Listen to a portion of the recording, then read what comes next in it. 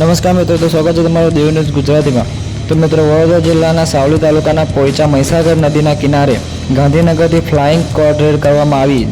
આ રેડ પાડતા ગેરકાયદેસર રીતે જે ખનીજની ચોરી કરવામાં આવતી હતી તે પકડવામાં આવી છે।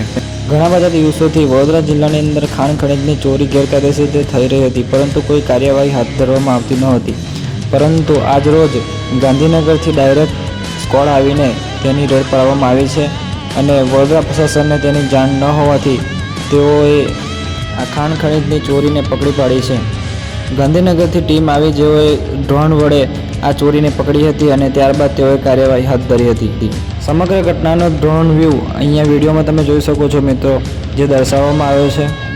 તો મિત્રો, હવે તમે સમજી શકો છો કે આપણું વડોદરાનું પ્રશાસન કેટલું મંદ છે અને કેટલું પાછળ છે, કારણ કે છેક ગાંધીનગરથી સ્ક્વોડ અહીંયા આવીને પકડે છે, જ્યાં સુધી આપણું પ્રશાસન અત્યાર સુધી ઊંઘતું જ રહ્યું છે। તો મિત્રો, આવી રોજ અપડેટ જોવા માટે આપણી ચેનલ સબસ્ક્રાઈબ કરજો, લાઇક કરજો અને વિડીયોને શેર કરવાનું ભૂલતા નહીં। જય હિન્દ, જય માતાજી।